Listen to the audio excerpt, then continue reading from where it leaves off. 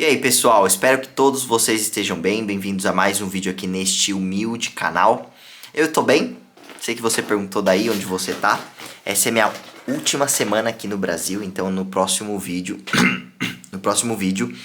você provavelmente vai me ver em um novo cenário, seja ele qual for, que eu também ainda não sei. E eu vou viver aí um novo desafio. Para quem tá me acompanhando aqui no YouTube ou no Instagram sabe, né, desse novo desafio de fazer o PhD e mudar de país em busca do PhD. Vou morar em Michigan, nos Estados Unidos. Então, se você está chegando agora nesse vídeo, não viu os outros, tô te dando aqui uma visão geral de como tá a minha vida. Ainda que você esteja aqui não por causa dela, né, mas sim por causa do, imagino eu, por causa do conteúdo que eu vou passar aqui para você agora. Então você deve ter visto aí no título do vídeo, né, como lidar com dilemas. Você já viveu algum tipo de dilema? Provavelmente sim, desde os mais simples da vida, desde o que eu vou comer, o que eu vou comprar, até os mais complexos, né, terminar um relacionamento ou não, comprar uma casa ou não, quais são os outros possíveis dilemas que a gente pode viver na vida, sair de um trabalho ou não, investir em algo ou não, enfim, toda hora a gente está sendo posto à prova na nossa vida com relação a tomar decisões, onde decidir uma coisa demanda abandonar outra, e a gente sofre com isso o tempo todo, né? E é por isso que, pensando em ajudar vocês, eu separei um texto que eu li faz algum tempo atrás já, mas eu acho bem interessante, bem direto ao ponto e a ideia aqui desse texto é ajudar as pessoas a lidarem com dilemas, certo? Eu tô com um texto aqui do Russ Harris. Ele é um pesquisador dentro da área de terapia de aceitação e compromisso, uma terapia que eu gosto bastante. E ele compartilha nesse texto de 2 páginas, um texto bem curtinho. Vou compartilhar também o link de onde eu achei esse texto aqui na internet. E ele conta 10 passos de como lidarmos com dilemas, né? O que fazer, o passo a passo, e ele compartilha o que ele faz com os pacientes dele quando os pacientes dele estão passando por algum dilema e ele pretende ajudar. Então, nesse vídeo eu quero... Vai ser muito doido o que eu vou falar aqui. Muito não, né? Mas enfim, você vai entender. Eu não vou falar os 10 passos, porque aí ficaria um vídeo muito longo, e pro momento eu não quero vídeos longos aqui, talvez em algum outro momento. Mas eu não vou falar os 10 passos que ele compartilha aqui, eu vou falar os 4 primeiros, e o quinto vai ser um plus meu, não tá escrito aqui, mas vai ser um plus que é algo que eu, né, enfim, que eu carrego pra minha vida e eu acho que faz sentido quando a gente tá vivendo dilemas, tá bom? Então vamos lá. Então, só resumindo, os 4 primeiros são daqui, dessa fonte, que eu vou compartilhar com vocês aqui embaixo na descrição do vídeo. E o quinto será por minha conta. E se você quiser ver os outros 6 dele, aí você olha clica no link aí que eu vou te mandar na descrição do vídeo e você lê o texto completo, fechou? Vamos lá então. Primeiro passo que ele diz aqui é a aceitação. A aceitação, gente, é um conceito dentro da terapia de aceitação e compromisso, terapia de aceitação e compromisso, né, o nome já diz, sugestivo, sobre a sensação das pessoas enfrentando as questões da vida, sejam dilemas ou qualquer outra questão. Quando o seu psicólogo falar para você aceitar uma situação ou entrar num processo de aceitação de qualquer coisa, ele não está falando para você aceitar uma situação, né, para você aceitar do jeito que tá, para você desistir de fazer aquilo, para você lidar com aquilo sem tomar nenhuma atitude. A palavra aceitação tem relação, presta atenção nisso que eu vou te falar. A palavra aceitação, ela tem relação com você aceitar como você se sente frente a uma situação e buscar ativamente mudar aquela situação através dos seus comportamentos. Você não precisa aceitar as situações que acontecem na sua vida. Você não precisa fazer isso. Então, se você está num relacionamento que você não gosta, você não precisa aceitar aquele relacionamento. Se você está num trabalho que você não gosta, não necessariamente, eu vou colocar não necessariamente, né? Você precisaria aceitar aquele trabalho que você não gosta. Claro, né? Guardado as devidas proporções, nem todo mundo pode escolher tudo o que quer para a vida. Na verdade, a minoria das pessoas, mas colocando aqui a ideia de que aceitação dentro da terapia de aceitação e compromisso é você aceitar como se sente frente a uma situação. Ou seja, não fugir de um sentimento. Eu tô numa situação que eu não gosto, que me causa angústia, que eu fico ansioso, que me dá medo. Eu não vou fugir daquela sensação. Eu não vou tentar não ficar nervoso, não tentar ficar com medo, não me sentir conforme aquela situação. Eu vou tentar mudar ativamente aquela situação. Mas eu vou aceitar, e ele fala até aqui no primeiro passo de aceitação, fazer sala para os sentimentos, né? Que seria você conviver com aquilo. Então vamos pensar que você está vivendo ali, né? Eu não estou nem falando aqui ainda de dilema, mas o conceito de aceitação é abrangente. Então vamos pensar que uma pessoa que está vivendo luto, ela vai aceitar, ela pode não aceitar que aquela pessoa foi embora, porque ela amava aquela pessoa demais, mas ela deve aceitar a sensação ruim da falta daquela pessoa, porque aquela sensação ruim diz algo bom sobre a relação que elas tinham, ou né, pelas memórias que ela ainda tem daquela pessoa quando elas estavam juntas. Se você está num relacionamento que você não vê futuro e você está triste com aquela relação, você precisa aceitar a tristeza daquela relação, entendendo que os seus sentimentos, eles são um sinal muito bom do que é importante para você e está em falta. Como que você vai recusar, vai evitar, vai ignorar os seus sentimentos, sendo que eles são o norte de como você deve agir nas situações? Se uma situação me causa medo, ansiedade, é porque aquilo, né, o meu corpo está me avisando de que alguma coisa ali precisa mudar. Aí eu vou fazer o que com isso? Eu vou ignorar? Eu não vou aceitar aquele sentimento? Então, parte da aceitação, do conceito de aceitação na análise falar na análise do comportamento, na terapia de aceitação e compromisso, é você aprender a conviver com aquele sentimento. Eu não sei como você recebe essa informação, mas eu entendo como algo muito bom, porque frequentemente você vai ver pessoas fugindo de se sentir como estavam. Vamos pensar assim, a pessoa tem medo de uma situação, ela só ignora, finge que não existe e deixa o tempo passar na sorte daquilo não existir mais em algum momento. Então as pessoas vão fugindo assim da vida. E eu gosto da ideia de aceitar, porque eu posso estar num dia triste e não evitar o dia triste. Só deixar rolar, só conviver com aquele dia triste, porque é o melhor que podia acontecer pra mim naquele dia. Afinal, coisas boas não aconteceram naquele dia. Então eu convivo com aquela sensação ruim. Eu convivo com a tristeza.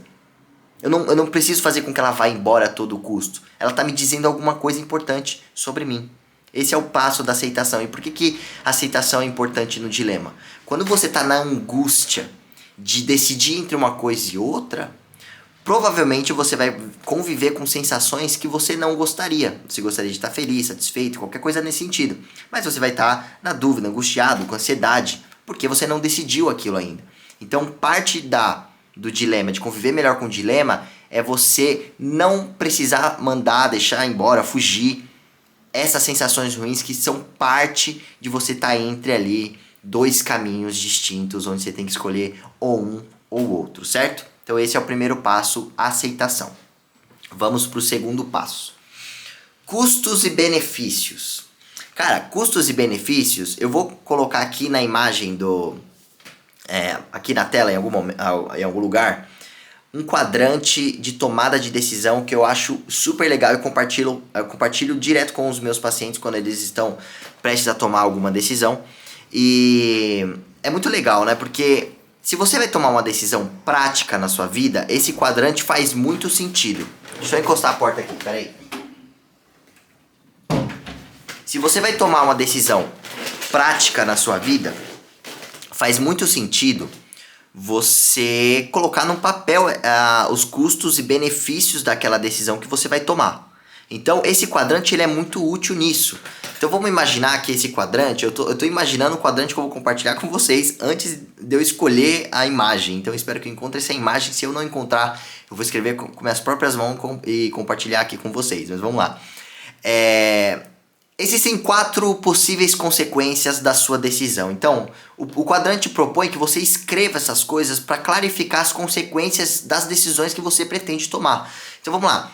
Consequências positivas de você tomar aquela decisão, fazer aquilo. consequências negativas de você tomar aquela decisão, fazer aquilo. Consequências positivas de você não tomar aquela decisão, de não fazer aquilo, e consequências negativas de você não tomar aquela decisão, não fazer aquilo que você se propôs. Você não tem como fugir dessas 4 coisas acontecendo. A decisão que você vai tomar vai girar em torno dessas consequências. Na medida que você consegue colocar no papel essas consequências, pode ser que clarifique para você, organize os seus pensamentos e você consiga perceber que talvez uma decisão é muito mais atraente do que a outra. Então acho que é uma boa você sair dessa confusão da mente de ficar pensando nas coisas que você vai fazer e colocar no papel e ter uma coisa mais clara, mais organizada. Então você escrevendo você consegue tornar a situação menos caótica do que é o que a sua mente acaba te trazendo, tudo junto, meio bagunçado, você não sabe o que decidir, você fica naquela sensação de que nunca vai tomar uma decisão, certo? Isso daí, gente, claro, esse quadrante é o que o Russ Harris fala aqui no texto dele, ele vai perdendo a utilidade à medida que o problema fica mais complexo. Então, assim, para um problema prático de se mudar, comprar uma casa, sair talvez de um trabalho, talvez isso abranja coisas mais práticas, né? Você vai lá, decide, vê custos e benefícios e toma a decisão. Agora, quando envolve coisas que, vamos dizer assim, são mais emocionais, como, por exemplo, você terminar uma relação, né? Terminar um relacionamento. Cara, é difícil pôr no papel, né? O custo e o benefício. Até você pode tentar, mas eu acho que, né, conforme o Russ Harris fala no texto, fica menos útil esse quadrante, porque aí as coisas ficam mais subjetivas, né? E aí fica difícil de você só listar e escolher uma que claramente te favorece. Tem coisas que... algumas decisões não são só racionais, né? Tem a tendência ali emocional de você decidir por um ou por outro, certo? Próximo. Não existe solução perfeita. Isso é muito legal, né? E acho que essa é bem curtinha. Não existe solução perfeita, né? Porque no final das contas, se existisse a solução perfeita, você já teria tomado a decisão e isso não seria um dilema. Parte de ser um dilema é que existem 2 soluções, né? Dois caminhos a ser tomados que são igualmente... te atraem de forma igual. E é por isso que se chama dilema, porque se não fosse 2 caminhos diferentes que também te atraem, que tem seus benefícios e malefícios, você não estaria no dilema, você só tomaria uma decisão. Um é ruim, o outro é bom. Então, parte do dilema é você aceitar que não importa tomar a decisão certa, porque a vida não é uma continha de matemática. Você não tem como voltar atrás e descobrir se errou e acertou. Você tem que tomar uma decisão, bancar a sua escolha e ser fiel à escolha que você tomou. O pior que pode acontecer das pessoas quando tomam decisões relacionadas a dilemas é tomar a decisão e ficar chorando ali pelo leite derramado do porquê a outra decisão talvez faria mais sentido, sendo que você não tem controle das consequências da outra decisão. Afinal, você não escolheu aquela, você escolheu essa. Então, ser fiel ao que você escolhe é bom para a sua saúde mental. Você já escolheu. Se você resolveu o seu dilema, abrace aquela solução e vá embora com ela.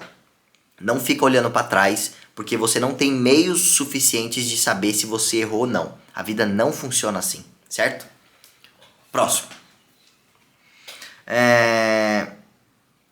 Ótimo. Passo 4. Não existe um meio de não escolher.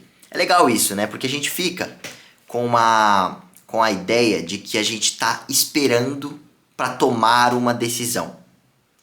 Quando, no final das contas, isso é uma armadilha. A gente sempre está escolhendo. Então, se você está num trabalho, que é o exemplo exatamente do texto, se eu não me engano. Quando você está num trabalho e você está num dilema de sair daquele trabalho para ir para um outro, ou empreender, ou qualquer coisa nesse sentido, e você não decidiu ainda, todos os dias que você acordou e foi trabalhar, você tomou uma decisão de continuar naquele trabalho. Então, não existe o processo de não escolher.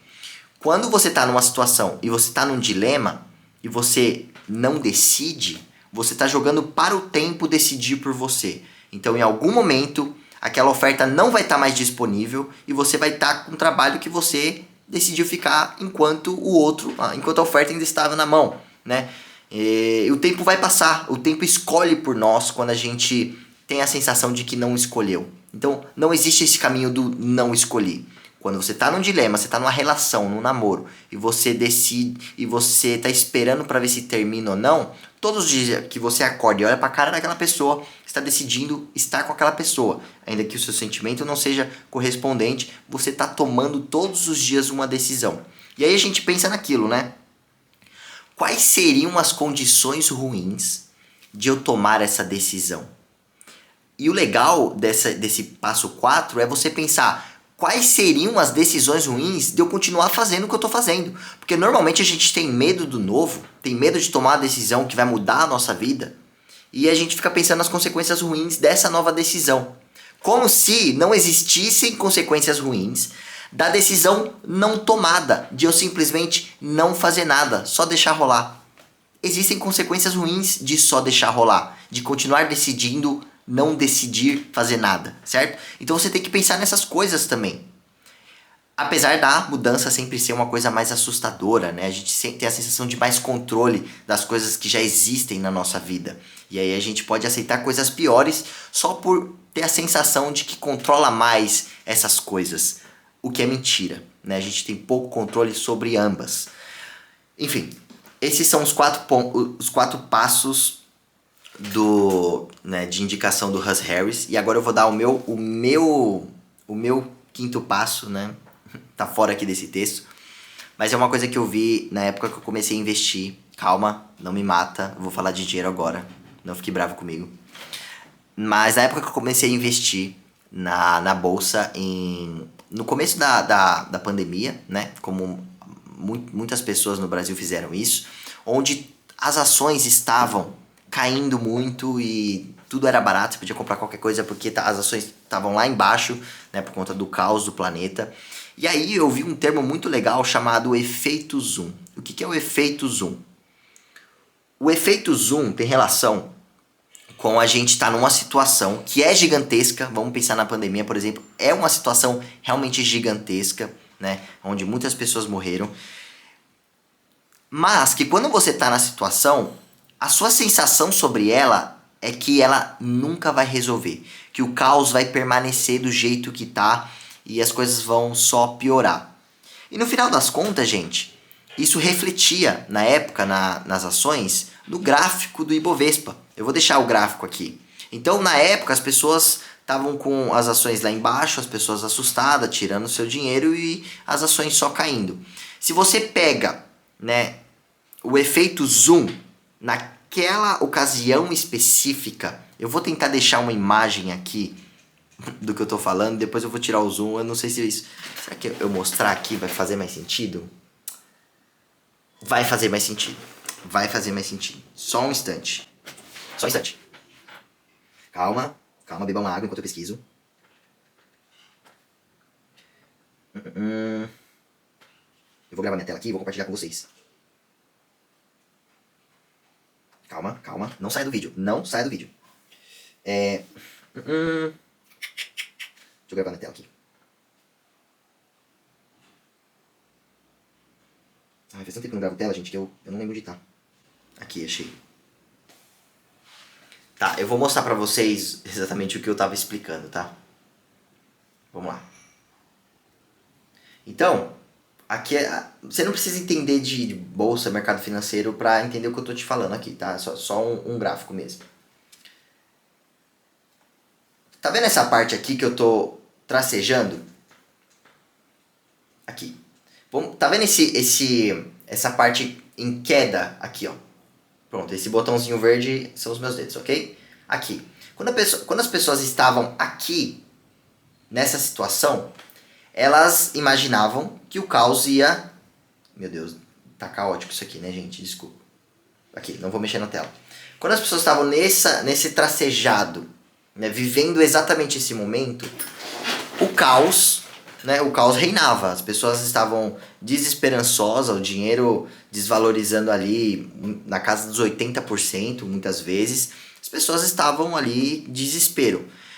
Quando você está no efeito zoom de uma situação na sua vida, a sensação é que a gente não vai superar aquela situação.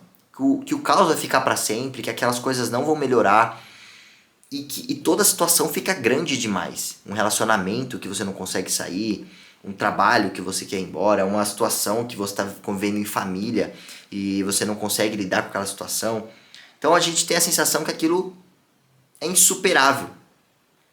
E o ponto que é, gente, que na vida o tempo passa. E muitos dos problemas que a gente enfrenta, eles vão perdendo a proporção de importância à medida que o tempo passa, certo? O tempo cura muita coisa.